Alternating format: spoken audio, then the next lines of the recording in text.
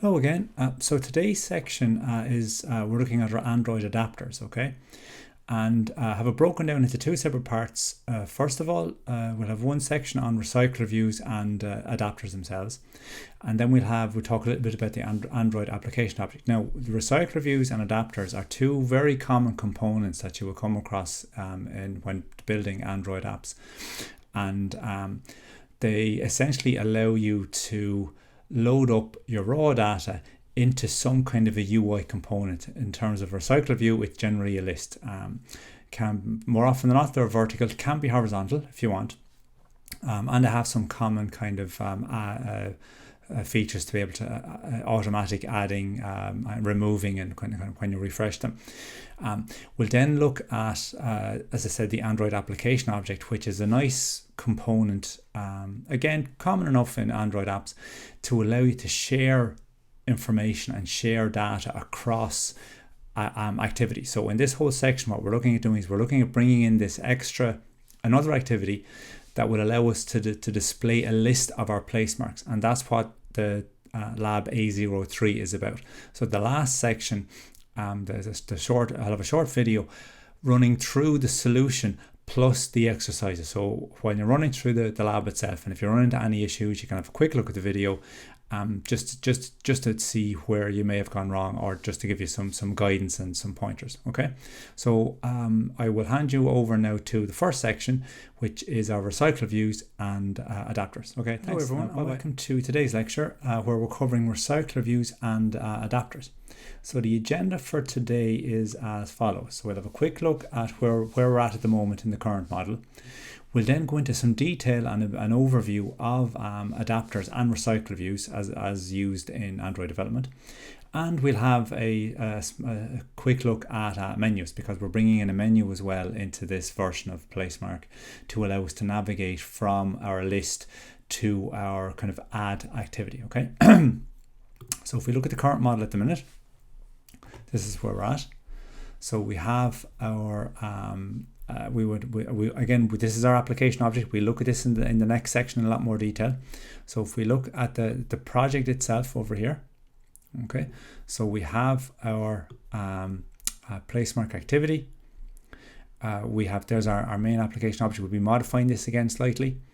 We have our Placemark model, and at the moment, how that's represented is we have our Placemark activity here using our timber, and extending from appcompat activity. We have our main application object extending from the application object. Again, remember, this allows us to kind of share information, and we'll make use of this throughout the module and the version of Placemark. And we have our Placemark model, which at the moment we're just kind of storing only the Placemark objects, a particular Placemark. It's in this version, and this is where we're looking at recycle views and adapters.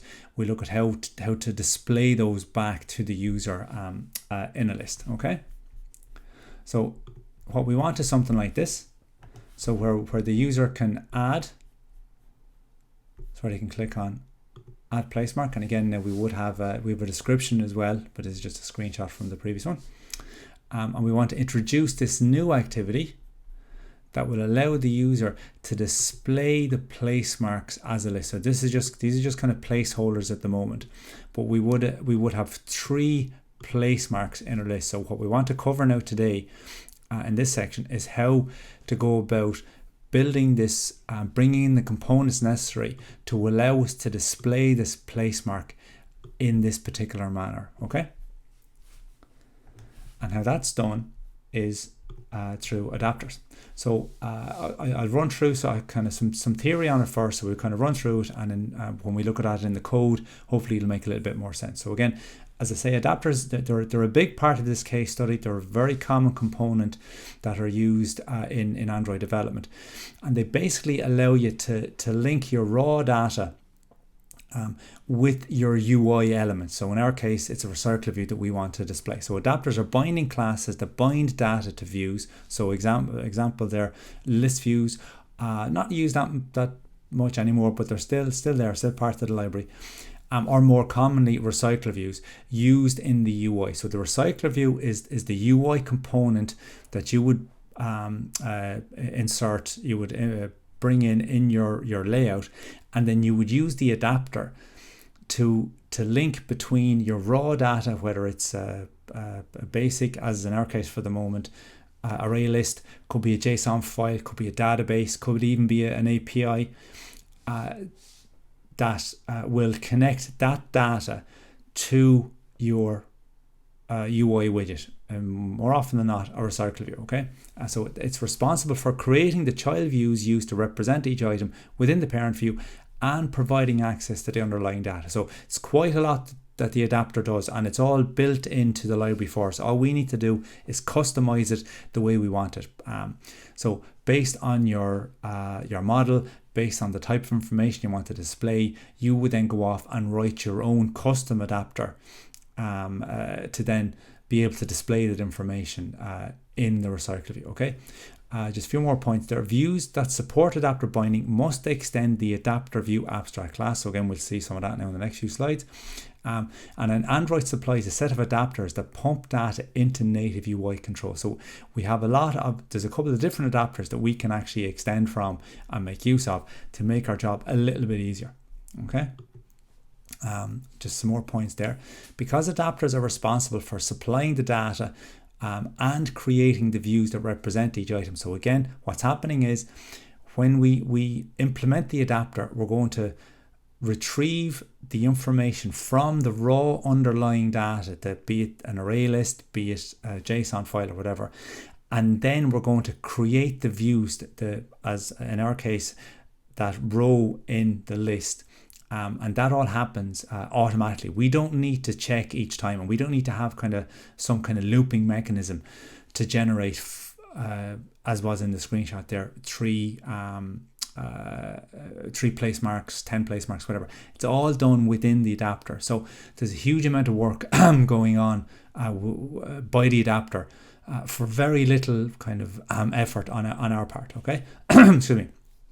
Most commonly used adapters there are your array adapter or recycler view adapter, and that's the one we'll be using. Now, just some points on that there. It uses generics to bind an adapter view to an array of objects of the specified class. By default, it uses the toString of each object to create and populate text view. So at the very least, what will happen is if you had a single model, a single string that you wanted to create, you could use one of the generic recycler views. Okay, but most of the time, because your layout is a little bit more complex, we need to customize that and write our own one, because we might have 2, 3, 4, whatever number of different fields that we want to display. If it's a single field and it's a string, it's very, very straightforward. But most of the time, our apps are a little bit more complex than that. Even this Placemark app for the moment, we'll be working with a title and a description. So that's not going to allow us to use a kind of default approach. We will need to customize it to be able to display those two pieces of information in our recycler view in our list. Okay. Now you can extend the class to use alternatives to the simple text views, and that's what we're going to do. Okay. So the approach that we take is, as I say, we customize the adapter. So by default, the adapter uses the toString of the object array it's binding to populate the text view available within the specified layout. So by default, you get this single text view widget that's part of the recycler view. But what we want to do is we want to kind of override that. So we will actually come up with our own custom layout to display, as I say, more complex information. In our case, at the moment, a title and a description, but there'll be a little bit more later on. So some of the rules we have to follow: we have to extend the adapter class with a type-specific variation. So in our particular example, we'll be saying our custom recycle view, recycleview.adapter, and then it's a donation adapter dot main holder. So what we're going to be creating, just change my colors for there now again, is going to be a custom class, custom adapter, donation adapter, and the general approach is you will have an inner class, we're going to call it main holder, which this particular inner class will represent a single row in our list. Okay, there's other functions there that we need to know about.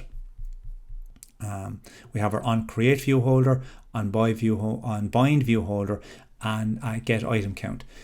In a nutshell, onCreateViewHolder is called for each row that we need, which is based on getItemCount, and this returns, in our example here, the size of our underlying donations array. So if our donations array is 5, getItemCount will return 5. So onCreateViewHolder knows it needs to generate and inflate 5 separate rows. The onBindViewHolder is then used to populate the raw data to those newly inflated rows inside the adapter. And the great thing is all this is done automatically. Once we implement correctly these 3 functions, the rest of it happens automatically. Okay, so and we look at some examples of that now in a minute. But just to talk a little bit more theory behind some of this. Okay, the RecyclerView class supports the display of collection of data. It's a modernized version of the list view, and you can actually use a grid view as well if you want. It enforces a programming style that results in good performance, and it comes with default animations for removing and adding elements. So when we want to delete an element, and when we actually add an element, the list will automatically grow and shrink. We don't need to write any extra code for that to happen. Okay, in terms of modifying the RecyclerView itself, all we have to do is refresh it, is call a function to tell it to refresh itself, and we look at that in later slides. Okay, we can use different layout managers, as I mentioned previously. More often than not, they're vertical, but we can actually have a horizontal layout manager if you want. And it uses this view holder to store references to the views for one entry in the recycle view. So that view holder, that's going to be our kind of individual inner class. So we're going to have that our main holder is going to be of type view holder to display those individual rows in the recycler view. Okay, so to go into a little bit of detail on those, the view holder class is a static inner class in your adapter which holds references to the relevant view. So in our case, in our custom layout, we're just going to have a title and a description. So the view holder class will attach to those individual widgets. Okay. With these references, your code can avoid the time-consuming find view by ID method to update the widgets with new data. So again, in kind of previous iterations, we would have had to explicitly bind and using this find view by ID, but now because we have this view binding available to us, it'll make it a little bit more efficient, a little bit more less time consuming. Okay, and now as we know, an adapter manages the data model and adapts it to the individual entries in the widget. So in our case, extending the RecyclerView.adapter and is assigned to the recycler view via the RecyclerView.setAdapter. So when we create our new donation adapter, it will have its own the recycler view will have its own set adapter function. So that's how we link our adapter, specifically our donation adapter, to the recycler view. And once we call set adapter, it sets in motion all this creation and inflation of the individual rows, the populating of the data, the retrieving from the underlying data, and then all that data getting pumped into then each row in the recycler view. And all that is done automatically for us once we have the adapter written and implemented correctly.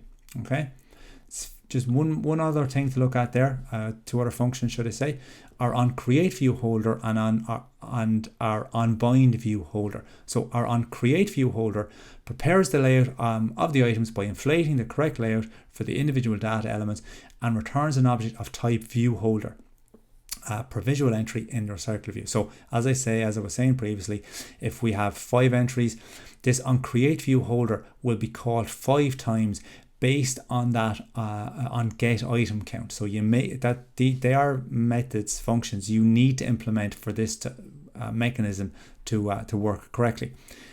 the last point there, this instance is used to access the views in the inflated layout and is only called when a new view must be created. And finally there, every visible entry in a recycler view is filled with the correct data model item by the adapter. So once a data item becomes visible, the adapter assigns this data to the individual widgets via on bind view holder. So one other point to note there is that using the example we had there on the screenshot, we had 3 elements. Okay, they are indexed 0, 1 and 2. So that data is retrieved directly from the same location in the underlying data. So in our array list, indexed 0, 1 and 2, the element at index 0 is retrieved from the array and pumped into index 0 in the recycler view. And that's important when it comes to looking to retrieve an individual element or maybe update, maybe even delete. So we need to know the index so that we are deleting the correct or updating the correct element. Okay, and all that's looked after in that on bind view holder. Okay, so to look at our code, just hide myself down there for a second. Okay, so to look at our code, so the new elements, the new artifacts we're bringing in are as follows to make all this happen. Right, we have our placemark list activity, which is as I said, is the overall activity. Obviously, we have the placemark adapter. Right, so this is going to be our custom placemark adapter that we're going to use. Right, we have our activity underscore placemark underscore list. So that's going to be the overall layout that's associated with our placemark list activity. And finally, we have our custom layout, which we're going to call card underscore placemark. So again, sorry if I confused you there now in the previous examples, or in the notes there, the theory side of things, I was talking about this donation adapter. That's from some other case study we may come across in future modules. Specifically, we're focusing on our placemark case study here, so we're going to obviously use the same naming convention. So how our project is going to look as follows. So we'll have a new activity, so there it is there. So we have our activities, we have our new folder, new package for our adapter. Our model is staying the same. We have a couple of new layouts. So we have our existing activity underscore placemark, and we have our 2 new layouts, activity underscore placemark underscore list and card underscore placemark. And again, just be aware of the naming that we're using here, because that will relate directly to the auto-generated class for view binding. So we'll have to be working with a card placemark binding and an activity placemark list binding, depending on where we happen to be at the time. One other point to note, our manifest file we need to update, because we are the kind of the use case we want to implement here now is that we want the user to first see the list of placemarks, which is the new activity we're adding. So at the moment, in the first version of placemark, the user was seeing the add first, but we don't want that anymore. So we need to change that, and that's modified and that's updated in the manifest file. And again, we'll look at that in due course. Okay.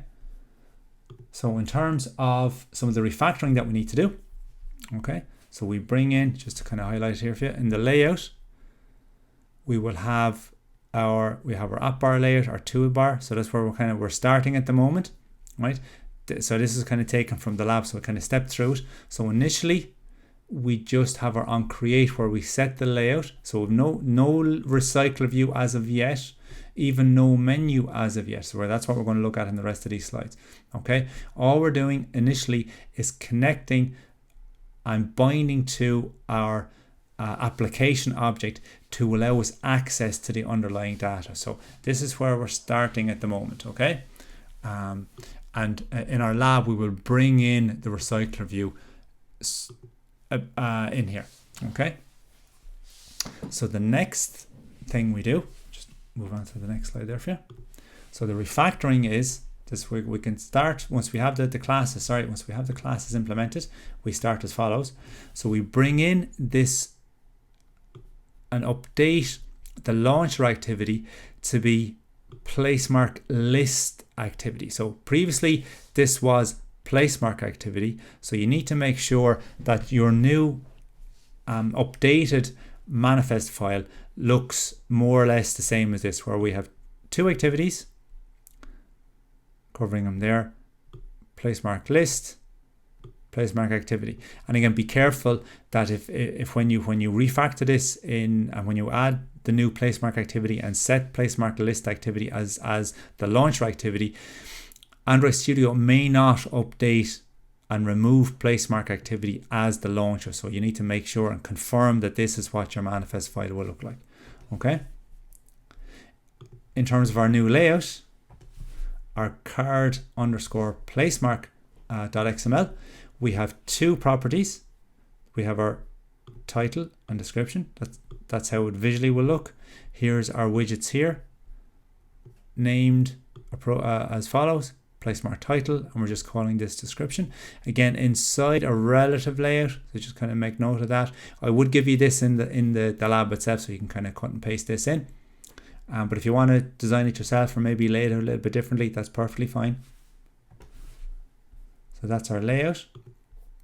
And then back in our activity underscore placemark underscore list, to get this display and this recycle view displaying for us, we introduce this new widget.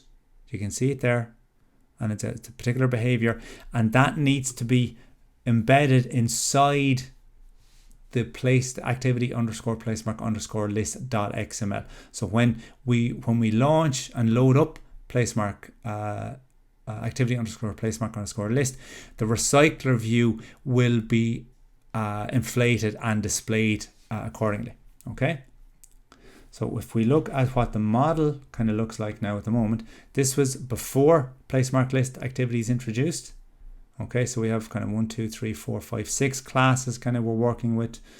When we after placemark list, our complexity and the number of classes that we're working with has substantially increased. Okay, because if you notice here, the placemark list itself,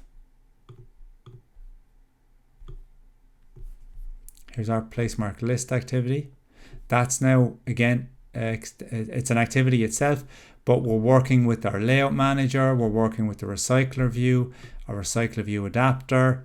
We have our now custom placemark adapter, which has its own inner class, which links to our placemark model. So there's quite a lot more going on. It's becoming quite complex behind the scenes with not too many changes as far as the user is concerned. So just kind of we will kind of refer to this on an ongoing basis, just to highlight how complex, from the developer's point of view, a relatively straightforward app can become. Okay, so if we break it down in a little bit of detail, inside our placemark list activity is essentially this. After we've done the exercise and after you've kind of stepped through the lab, so this is what we're left with. So we bring in on top of or on create, here we are binding to our activity underscore placemark activity placemark list binding. So we inflate the overall layout, so we're following the view binding kind of recommended approach. And here's the important lines of code to create and display that recycler view. So we're binding to the recycler view and we're setting its layout manager to a linear layout, and then we have the adapter's recycler view is set to our custom placemark adapter, where we pass in the underlying array list of placemarks from our application object. So there's the raw data been passed to our custom adapter, which is then set to the recycler view. And once that line is executed, our list will be generated. Each row, based on the number of elements that are in placemarks, will be inflated, will be displayed in the recycler view. Okay, so to look at some of the code in a little bit more detail. So here's our custom adapter. Here it is in our design, our kind of our UML. Here's the actual class itself. Okay, Actually, I can come back to you there now, I reckon. Yep. Okay. So if we look at the place mark adapter, here we are passing in our list, array list of place marks based on the place mark model. Here we are specifying the recycler.adapter type, so it's tied to our place mark, our custom place mark adapter dot main holder. Let's look at our inner class main holder down here. Here it is, down here. And again, here we are extending from the view holder, which is binding to the element that's we have inflated, which is our card, and this is important, it's our card place mark binding. So we essentially have a layout within a layout. So that's important in terms of the view binding approach. So each time on create view holder is called, based on get item count, which is based on the size of our place marks, a new card place mark layout is inflated, and we use then this binding element to get to allow us to bind to the individual widgets on that layout, and that there's our binding object and passed in there into an instance of main holder, which again is our inner class down here. And because we're extending from a view holder type, we have a bind function within it, and that's where the actual assignment of the data gets bound to the widgets and displayed. So here we are in our bind. If you look at it here inside our on bind view holder, we retrieve the data based on the holder's position. So there's our dot adapter position. That's what I was talking about previously. Our index is 0, 1, 2, whatever. That individual place mark is retrieved from the underlying position, passed to the holder's bind function. So that place mark here is passed in down here, which itself holds a title and the description, which is then assigned to the layout's place mark title and the layout's description dot text properties. And that custom adapter will work for whether it's 3 elements, whether it's 30, 300 elements. That will still, that small section of code there will allow us to populate that list irrespective of how many elements are in there. Okay. And if we were to go forward and we were to add in a new property on our in our model which we want to display, we would need to go back and modify the card layout and then modify our inner class here, okay, to be able to display that information, that extra information to the user. Okay. In terms of just looking at how our application kicks off, so initially I would have taken you through the lab in this as well. So I would have asked you to manually add 3 elements. So on app startup, this is what we get, the 1, 2, 3, okay, which again is inside our application object. We will look at this in more detail in the next section, but just for the moment, it's our mechanism for sharing the information between the activities. So again, here we are in our application object, adding elements to our place marks array. And if you can remember back where we set the if I go back a couple of slides for you just to show you, back here, there's that app.placemarks, there's that same placemarks array getting passed to the placemark adapter. So when placemark list activity launches, so when the user sees that first screen, it's that list, it's those default pieces of data are generated. So this would have been one of the steps in the lab, just to confirm that a recycler view and the adapter and it all works together correctly. Okay. We then would have brought in our menus. So again, there's a few little steps you have to do there. So we need to make sure that we have a dedicated menu folder in our res folder with the particular menu we want. So we're naming it for the moment anyway, menu_main. Inside menu_main, we have a single item, referring to it as item. Its ID is item_add. We're just giving it an icon, taking it from the Android drawables, which gives us this here, the plus. we give it a title, menu underscore add place mark. So if we wanted to display the title up there, we could. And there's our kind of our add and our strings.xml. So the full, from the layouts perspective, the number of steps is our strings.xml and then the menu underscore main.xml. And just note that it's inside a menu tag, which itself has its own item, an individual menu item. So if you need more than one menu option in your menu, you'll need more than one menu item inside your overall menu resource. Okay. So to look at how we use that, again, it would have taken you through the lab in this. We need to specify in our place mark list activity that the tool, we set the title of the toolbar, we set up support, we call our set support action bar and binding.toolbar. So we bind to that toolbar widget. That's part of the layout. And we have a couple of very important functions that are required to be implemented if you want to hook into the menu usage within your activities. The first one is on create options menu. So what this is responsible for is when the activity loads, this will be called the once and will inflate whatever menu resource you pass to it. So there's our r.menu underscore main.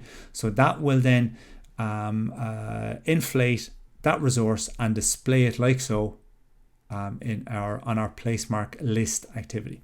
Okay, but again, that only happens the once. It's like our on create. It's only called the once within the life cycle when it's created. Same approach or same applies with the menus, that this on create options menu is only ever called the once when the activity is created. To be able to handle the menus of kind of event handling, right, we do as follows.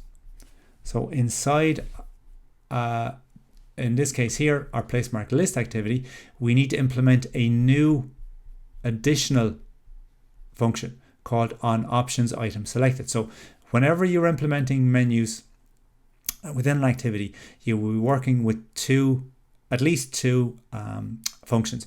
You're on create options menu and you're on options item selected. So this is the one that's triggered every time the user chooses the menu option. All right. So what's passed in is an individual menu item. We check that the item ID of that menu item. So this is why it's important that you are kind of cognizant of the menu ID that you use. So in our case, we're using item underscore ID. So what we want to happen here is if the item ID of the menu item that was clicked matches item underscore add, we actually kick off a whole new activity. In this case, it's place mark activity. So that will take us to the add. We create the intent there, just calling it launcher intent, and then we start that activity to return back here, or to exit possibly, with our start activity for result function. So that will launch that intent, identifying place mark activity as the activity that we want to launch. Okay, so back here, so in our place mark activity, so again, remember now this is inside our place mark list activity, and it's important because we're using start activity for result. What we want to happen is when we finish our place mark activity, we want to return back to this successfully, return back to our list activity. So the updates in our place mark activity are as follows. So we do a check here. If the title is not empty, so again, we're kind of working on these before we add our element, all right?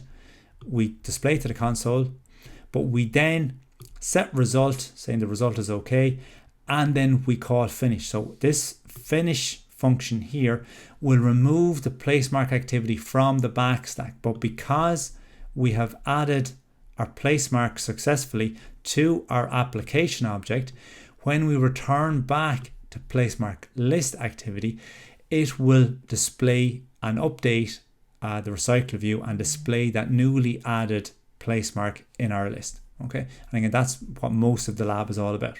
Okay, so if we look at our current model now, again just kind of a little recap. So then all the new classes we brought in, with 3 here, these 3 and these 4 here, and we've modified this main app to work with this in a little bit more detail. So again, as we go through the versions of placemark, this design and we will see that the design of our application becomes more and more complex as we utilize and make use of more and more of the classes and the libraries available to us within Android. Okay, so I think that's all really, just kind of an overall reference there on the developer docs. So again, any questions at all, you can get me on Slack or over email. So hopefully you won't have too much trouble with the lab as you work through it. Okay, so thanks for listening, and goodbye. Hello again, and welcome to today's lecture. So we're going to be looking at the Android application object and a few other pieces, I suppose, that's relevant to the second version of placemark. So the agenda for today is as follows. So as I say, we'll have a look at our placemark version 2. We'll then have a look at the application object requirements, so the kind of the setup and what you need to do to be able to utilize the application object within your project. We'll look at the required refactoring, and then a quick look at this the late init modifier, which does tidy up our code quite a bit. Okay, so if we have a quick look at our current model, this is where we were dealing with in version 1. I suppose the most important thing is we were just dealing with one particular placemark model inside our activity. And then in version 2, we brought in using an array list of placemark models, which we would then initially in our lab, we would have added directly, but obviously there was an issue here that you may have identified yourselves in the during the lab. Okay, so but this is what you would have possibly assumed was the correct approach to take, in that we create the placemark, create an instance up here of placemark model, we set its title, and we would then go and add it. But there's an issue there, which we'll just focus on in a little bit of detail on the next slide. Right? When storing objects, we need to make a copy of the original, because our objects are passed by reference. So if we were to change, and every time we would change and update and assign and change the title of that placemark object and store it or add it to our placemarks array, all we're doing is changing the object that's stored inside that array. So what we need to do is, and this is quite important, we need to pass in a copy. And again, another reason why it's useful to declare our model as a data class, so we automatically get this .copy function supplied. So it's simply the case of calling the function as we're passing it in, so that we get a true copy being added to our list of placemarks. Okay. Otherwise there we are adding the same object, overwriting properties of the previous object each time, which is obviously it's not ideal. Okay, so our revised model looks something like this. So here we have our placemark activity, but we're dealing now with multiple placemarks, or one or more placemarks, where we're storing them in our placemarks array. Okay, and then just to look at some of the exercises that were involved. So in terms of bringing in this description field, what we had to do is something very similar to what you would have done with the, I'll just hide myself there now, sorry. Okay, something that you would have been quite similar to working with the title property. So we would have initially, in our activity placemark, it's kind of our add screen, our add layout, bring in a new edit text. Here we're calling it description, so the ID is important. We would modify and update our strings.xml with a hint, or a piece of text that we can display in the edit text itself, description. So there's our Android hint. So prompting the user and letting them know that it's a description we want to add. We would have had to modify the model itself. So bring in a new property called description, again of type string. And then finally, inside placemark activity, where we would set the title, we would also set the description. So here we are using again our view binding, getting at the binding element, the description property, and then the text, the description object, description edit text, the text property, and converting it to a toString because we want to store it as a string, our description, inside our placemark object. And then we will go off and add a copy of that placemark to our placemarks array, similar as we did with the title itself. Okay, so bringing in our application object, there's a few things you have to do. So the first one is update your manifest file with the name of the class. So I suppose technically the first actual step is creating the class itself. So we keep it quite simple. We create a new package, just call it main, new class within it called main app. The implementation of that class is as follows. This is the key here. We extend from the application, so it's of type application. Okay, and with that we have to override the onCreate function, or the only one required, similar to the activity. So we have our own onCreate for our application object. All we're doing at the moment, just using Timber, just to display some logging to the logcat, so that we can kind of confirm that yes, our application object was created correctly. And once you have it available to you, you can then explicitly name your application element inside your manifest file. So we give it a name, Android name, org.with.placemark.main. So that's the package that it's in over here, org.with.placemark, and now we're in the .main app. So we're explicitly fully qualified class name. Okay, so there's a kind of the setup. That's what you need to do to allow your application to access an application object. Okay, so the main refactoring then that we do is as follows. So inside our main app, our application object, we bring in our placemarks array. So we're moving it from our placemark activity into our application object to allow it to be shared across multiple activities. Okay, so this means, as I said, it can be accessed from multiple activities from here. Okay, and again, our onCreate's the same. That we literally brought in one line of code, which is that declaration of our array list of placemark models. Okay, inside our placemark activity, so we remove, you can see I have it highlighted there, we remove the placemarks array list declaration, and we bring in a reference to our main app. We then bind to it here, our app reference, and we use it down here.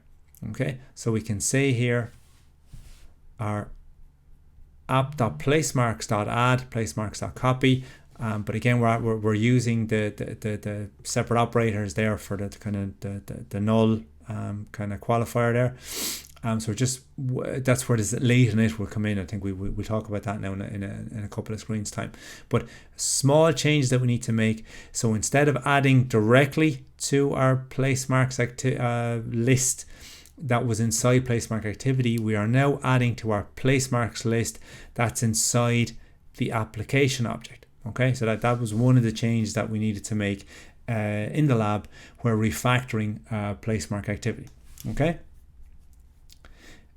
In terms of just highlighting the important bits, so you can see it here, we declare the app object like so, and we can do this in any activity to give us access to it. We initialize it and bind to it, just making sure it's of type application, and then we go and use it. So we get in at the placemarks array, and again this goes for any piece of any declarations that you have inside that application object, you would access the same way. Okay, now the late init obviously will make it our code a lot tidier, a lot easier to read. So what we do is we declare our app object using the late init modifier. So this is basically saying, and it kind of the developer is taking responsibility for saying that I will initialize this at some point, so that you don't have to use the not null operators. Okay. So what we can say now is something like so. Again, bind to our initializer application, or the app object, and then we can use it like this. So here, once we execute this line of code here, we have initialized our app object. So hence the late init is okay, and then we can say app.placemarks.add, and the same inside the for loop, app.placemarks.indices. Okay, so. And again, this is just the important point to note there. Because the app object is declared as late init, we can assume it has been initialized, and we access it without the not null operators. Okay. So the complete placemark activity class looks like so. So here we have up here our individual placemark getting declared with the application object. Here we are binding to inflate the layout. Here we are initializing our application object, and then in the button add event handler, we, using our application object again, add a copy of that placemark object that has just been set here. Okay. So again, all part of the steps to follow in the lab, including the exercises. And then the overall kind of structure, project structure, looks as follows. What we have there is we have our placemark activity. Again, we haven't gotten to the list just yet, but that would be following on in the next version. Here we are just focusing on the application object. And then the model has been updated. Our placemark model has been updated with the description field. Okay. The overall structure just tied to the application object looks like so. So again, this is the important one we brought in. Okay. Extending from application. Okay. But again, as you see, when we refer back to our recycler views, there's a lot more classes we're bringing in there. Okay, so I'm going to just come back to you again. Okay, so this is, as I say, a slightly simpler model because we're focusing just on the application object in this instance. We can see in our recycler view and our adapter section that we are leveraging and making use of a lot more classes because we've brought in those extra features, hence a more complex app. Okay, so as always, any questions, you can get me on Slack or over email. So other than that, there's again single developer docs, always a good place to have a look for information. So thanks for listening, and goodbye. Hello everyone, and welcome to Placemark version 2 walkthrough. Now this one again includes the exercises, which I would recommend you have a go at first, but if you do get stuck, this is a video that can kind of take you through the solution, including the exercises. So the first thing we'll do, we'll just have a quick run through the app, so you can see the app is it's running here in the emulator. So we've actually added in a little bit more functionality into version 2. So what we can do now is our landing page, or our home page, is our list of place marks. As you can see here, we have no persistence yet, so we're starting off with an empty list. We have our add button up here in the corner, which we can, the little plus there. I'm gonna just fix my colors for you. So here we have this add button. So this involves where we have to bring in a menu, some menu options, and again we look at that now in a bit more detail. But to look at the functionality, what we can do is we can go and add a place mark, and we'll present it then with our add screen. We can put in a title, description,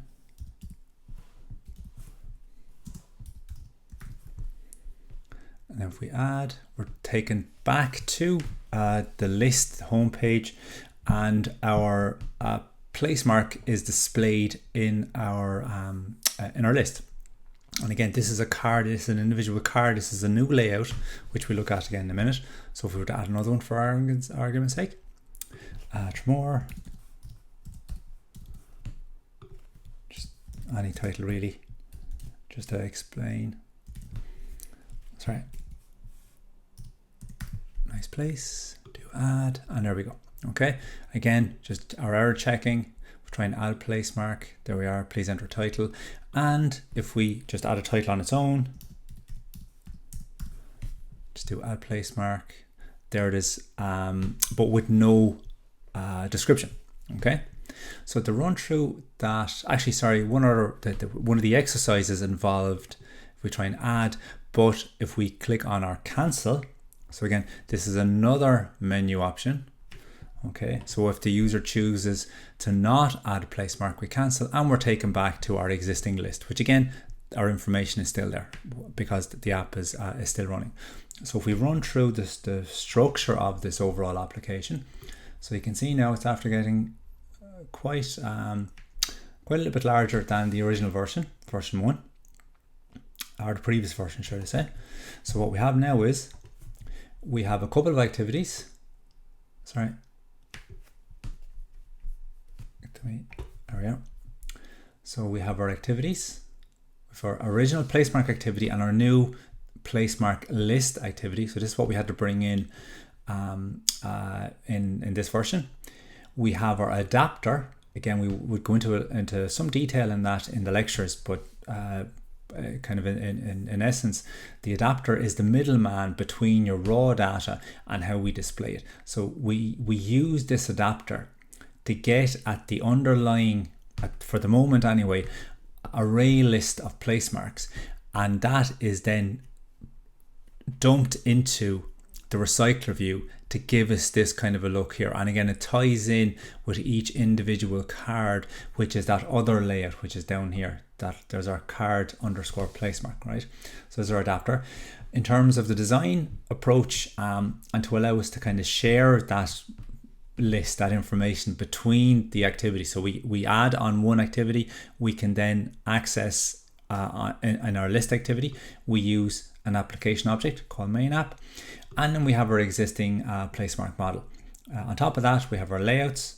So we've added in 2 new layouts, the activity underscore placemark underscore list, and the card underscore placemark, which is responsible for displaying that list of placemarks. And we have a couple of menus. So we have one menu, which is our menu main, which has the add on our list, and then we have menu underscore placemark, which includes that kind of cancel button to take us back. Okay, within our values, we have a couple of more strings added in. So again, working through the lab, you would have added those in, right? But to just go through the main points, if I look at our activity, our placemark model, no changes there just yet.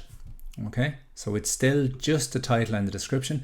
As we move through the versions, we will come back to this. We will revisit this model because we need to store new information.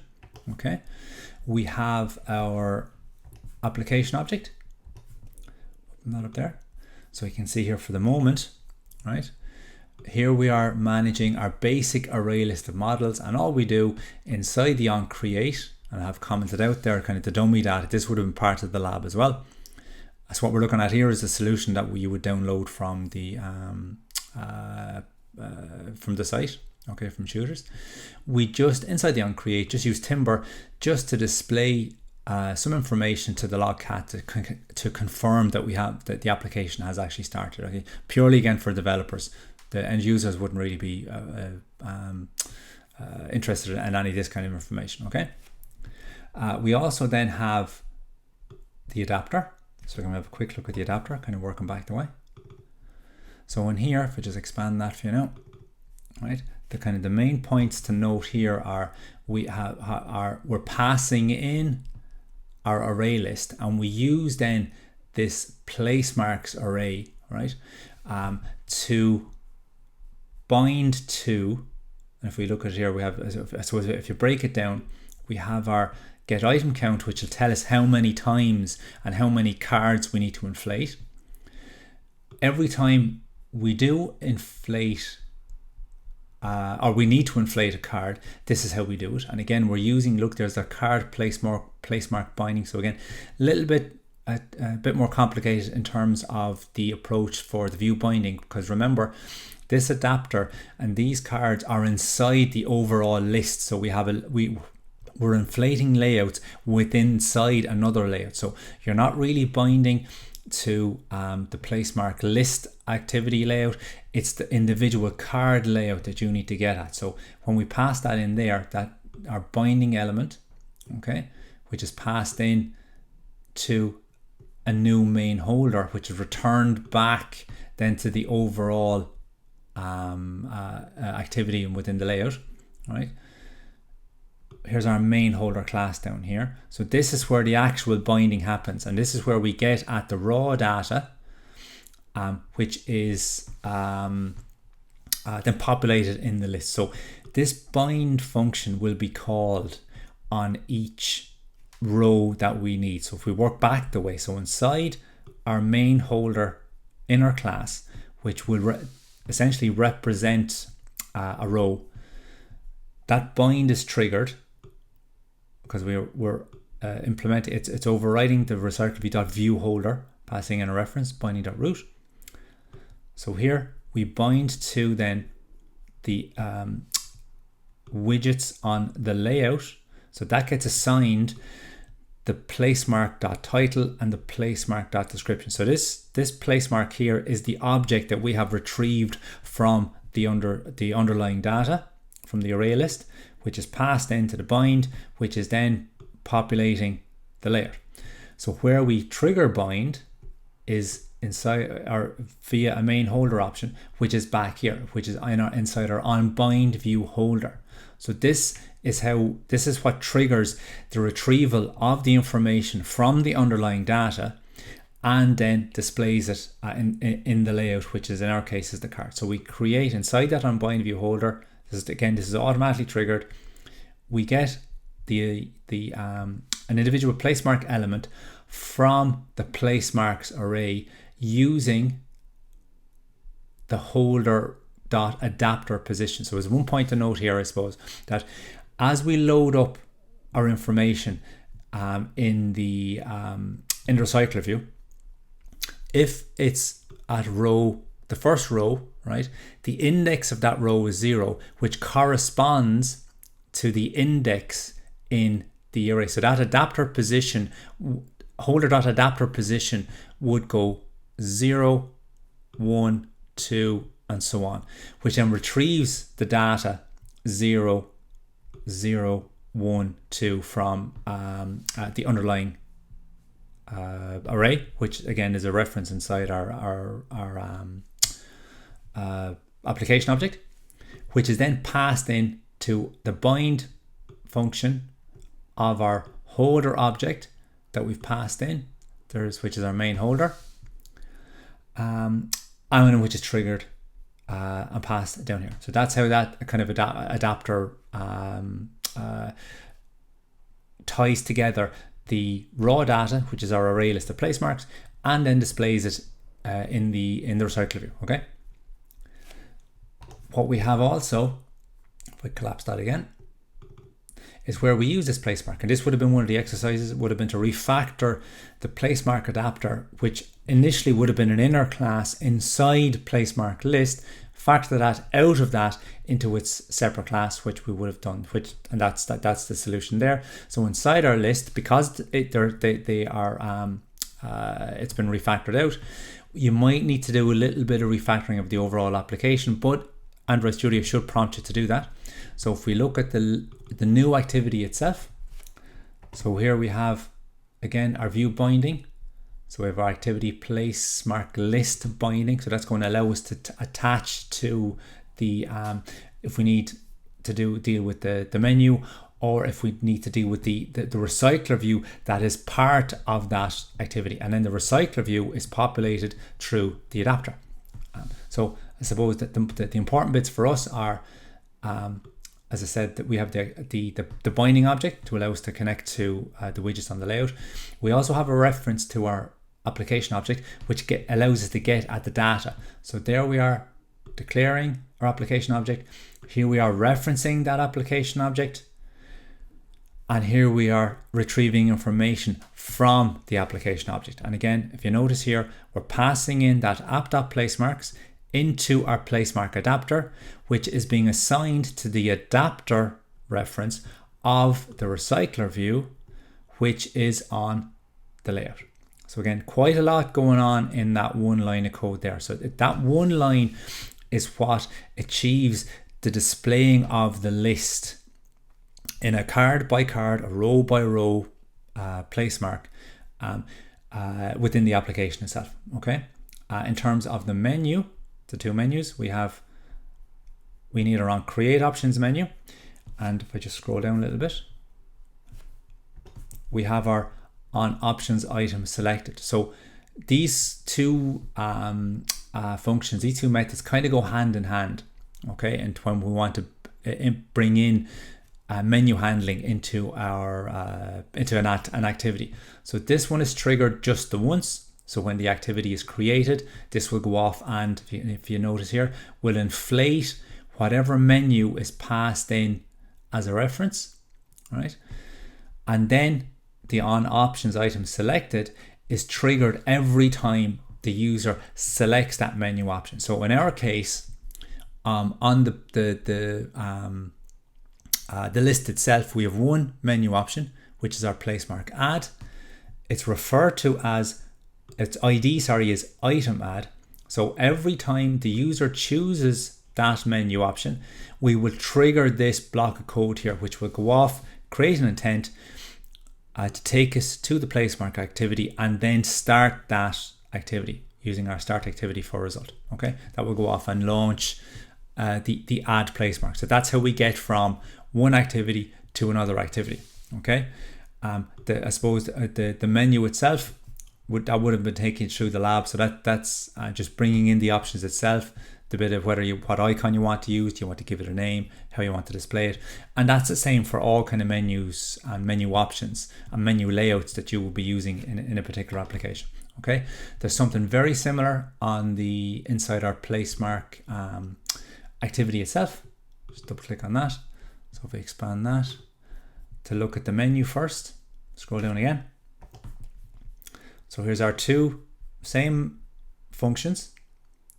The first one, which is triggered just the once when the activity is created, displays or inflates the menu underscore placemark, which will give us just that cancel button. So again, sorry if I jump across, actually we'll go into here just to show you. So if I do an add again, so now this is the activity we're on. So that menu item cancel is referred to, or its ID, is item underscore cancel. So if the user chooses that option, so this when they choose the menu, this is what's triggered, and then we check the item ID as we did in the previous activity. Check the item ID against a list. In our example here, we've only got the one, so we compare it against item underscore cancel, which will match with the cancel, and we simply just call finish. So again, finish is a function, a method belonging to the activity class, which will essentially just kill it off. So that will take you back, or allow you to navigate from the add back to the list. So again, if we go over here, click on our cancel, there we are, back to our list. Okay. Don't think there's anything else there really. That's we looked at our main app. We did. I suppose the layouts themselves. Just have a quick look. Here's our card placemark. I'll expand that a bit for you. Sorry. There we go. Now we just zoom in a little bit there. So at the moment, not too much going on there. We just have title, description. So these are the widgets that we bind to in our adapter and assign then the values from the underlying array list, which is at the moment stored inside the application object. Okay, as we move through the weeks and the versions, we will kind of possibly modify this layout and bring in maybe some other options. Okay, and that card itself is, if we look at our activity placemark underscore list, all we have in here, if we just open, too big, there we go. Right, if you look at over here, we just have the recycler view and then the toolbar itself. So we use this and the app bar layout to be able to display the menu options. and the activity underscore placemark is virtually the same. We just have added in, we have that toolbar, so we can add those. Just expand it there for you now again. There we go.